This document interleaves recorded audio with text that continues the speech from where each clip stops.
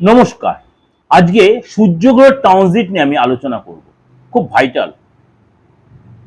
কেন যখন আমি বলি কোনো গ্রহ যখন ট্রানজিট করে প্রত্যেকটা রাশির উপরে কিন্তু তার এফেক্ট হয়, ভালো হোক মন্দ। সূর্য হচ্ছে মেজর গ্রহ।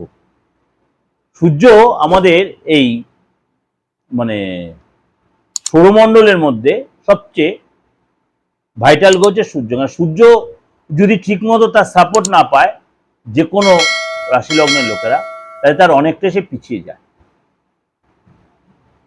সুতরাং এই সূর্য গ্রহ ট্রানজিট তার নিজ রাশিতে হচ্ছে, অর্থাৎ কর্ক রাশি ছেড়ে সিংহ রাশিতে প্রবেশ করবে সূর্য।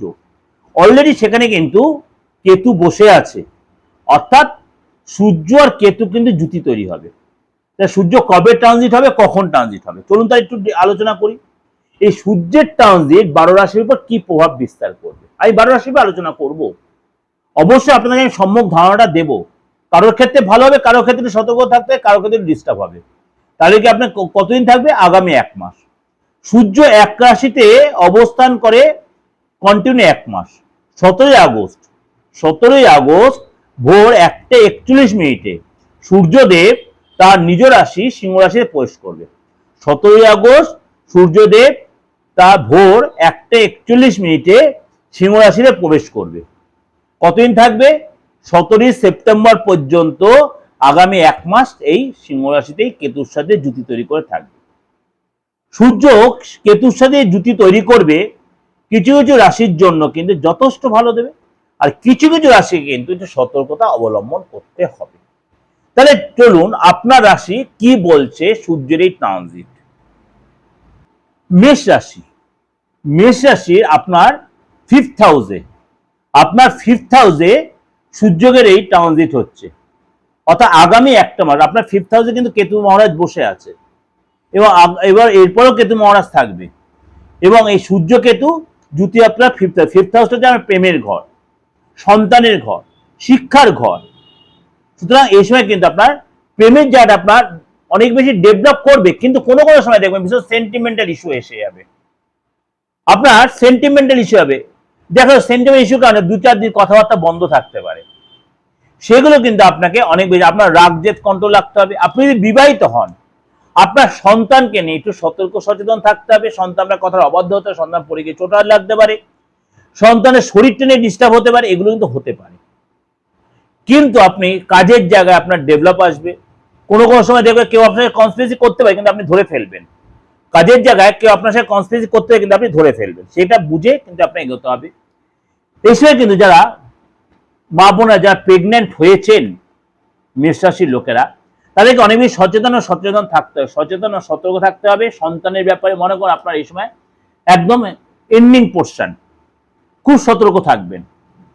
এই সূর্যের ট্রানজিটের মধ্যে যদি আপনার ডেট থাকে, তাহলে আপনাকে অনেক সাবধান থাকতে হবে। কেন? কেতু হচ্ছে সন্তানের কারক, 5th হাউস হচ্ছে সন্তানের ঘর, সেইখানে রবি আর কেতু কম্বাইন্ড হয়েছে। সুতরাং আপনাকে অনেক বেশি সিরিয়াস, অনেক বেশি ওয়াকিবল হতে হবে আপনাকে আপনার ফ্যামিলির লোকেদের। আপনার সন্তান যদি থেকে থাকে, সন্তান এসে আপনার সন্তান যে গর্বিত হবে কোনো কোনো জায়গায়, যদি ছোট সন্তান হয়। আবার কোনো সন্তান আপনাকে খুব চাপে রাখতে, সন্তান আপনি খুব টেনশনও ভুগতে পারেন। সন্তানের জন্য আপনি কোনো জায়গায় হয়তো অসন্তুষ্ট হতে পারেন। Be careful. আপনি কিন্তু মানে ওভারঅল ডিসকাশন করছি। আপনি এই সময় কিন্তু সরকারি সুযোগ সুবিধা পাবেন, সরকারি সুযোগ সুবিধা পাবেন। আপনি যখন রাজনেতা হন, অর্থাৎ রাজনীতিবিদ হন, আপনি সেখানে লাভ তুলতে পারবেন, সফলতা পাবেন, পদলাভ হবে। আপনার এই সময় কিন্তু প্রেমের জায়গাটা খুব সাবধান। আপনি যখন প্রেম করে থাকেন বা বিবাহিত লাইফটা, আপনি খুব সাবধানে সতর্কভাবে এগোবেন। বিশেষ করে প্রেমের জায়গাটা খুব স্টেপটা বুঝে শুনে নেবেন, নাহলে কিন্তু ভুল কথাবার্তা, ভুল ডিসিশন নষ্ট হতে পারে। এবং আপনার পদলাভ হতে পারে, নতুন করে প্রমোশন, নতুন করে চাকরির যোগাযোগ আসতে পারে। অর্থাৎ মোটামুটি ক্ষেত্রে কিন্তু আপনার কিন্তু জায়গাটা মেষরাশির ক্ষেত্রে ভালোই দেখা যাচ্ছে। এই সময় কিন্তু আপনার যোগাযোগ, আর্থিক জায়গাটা অনেক ডেভেলপ করবেন, নতুন করে যোগাযোগ তৈরি হতে পারে। আপনার মানে এক্সট্রা কোনো ইনকামের জায়গা তৈরি হতে, এগুলো কিন্তু আপনার ক্ষেত্রে হতে পারে। মেষ রাশির এই যে 5th হাউসের ট্রানজিট আপনার কিন্তু মানে প্রেমের জায়গাটা কোনো কোনো জায়গায় একটু কিন্তু ডিস্টার্ব হলেও ওভারঅল কিন্তু আবার ঠিকও হয়ে যাবে। আপনাকে অনেক বেশি সিরিয়াস থাকতে হবে, আপনাকে কোনো জিনিস বেশি মানে তুলাপেজা করবেন না। কারণ মেষ রাশি লোকের একটা অ্যাটিটিউড আছে, কোনো জিনিসকে যে লেবু চটকায় চটকায় তিতো করে ফেলার মতো একটা টেন্ডেন্সি আছে। এইটা করলে কিন্তু প্রেমের জায়গাটা কিন্তু আপনার নষ্ট হতে পারে।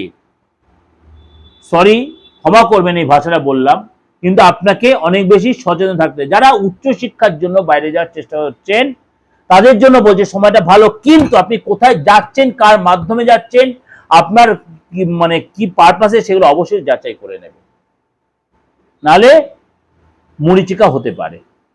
এইগুলো একটু সচেতন থাকবেন। সমস্যা যদি কিছু আসে অবশ্যই সেটা রেক্টিফাই করেন। আপনার অনেক সুযোগ আসবে কিন্তু মেষ রাশি লোকের, নতুন ব্যবসার সুযোগ আসতে পারে, নতুন রিলেশনের সুযোগ আসতে পারে, নতুন বিয়ের যোগাযোগ আসতে পারে, নতুন কেরিয়ারের সুযোগ আসতে, এগুলো কিন্তু আসবে, অবশ্যই সেটা অ্যাচিভ করবেন, কিন্তু অবশ্যই যাচাই করে নিয়ে আপনি সেটা এগোবেন। এই যে আপনার প্রেজেন্ট, আপনি ভয় পাবেন না। আপনারা যেখানে খারাপ বা যেখানে ভালো বলে ভালো হচ্ছে, খারাপ যেটা সেটা ভয় পাবেন না। কেন ভয় পাবেন না বলছি, এটা তো ওভারঅল প্রেডিকশন। আপনার বার্থ চার্টে দেখুন আপনার রবি সিচুয়েশনটা কি আছে, আপনার হাতে দেখুন রবি সিচুয়েশনে কি আছে, আপনার বাস্তু জায়গাটা দেখুন রবি সিচুয়েশনে ভালো আছে, তো আপনি এতটা ডিটোরেট করবেন না, এতটা খারাপ সিচুয়েশন হবে না। এসে কিন্তু আপনি যদি কোনো শেয়ার ফেয়ার ইনভেস্ট করতে চান একটু দেখে শুনে করবেন, যে কোনো রাশি লোকেদের জন্য বলছি। প্রভোকেটেড হবেন না, লোভিত প্রলোভিত হবেন না, তাহলে আপনি জানিয়ে নিতে পারবেন। যদি মনে হয় আপনার ছকটা আপনি বিচার করাবেন, আপনার ছক নিয়ে আপনার হাতটা বিচার করাবেন, আপনার ফেসটা রিড করে অবশ্যই আমার বুকিং ফোন করে 891073259433960106 অবশ্যই বুকিং ফোন করে অনলাইনে বলুন অফলাইনে বলুন, অবশ্যই আপনি আমার থেকে সেই বেনিফিটটা নিতে পারেন, অবশ্যই রেমুনারেশন বিনিময় অর্থাৎ ফিস দিয়ে। ভালো থাকবেন, ভগবান আপনাদের মঙ্গল করুক। নমস্কার।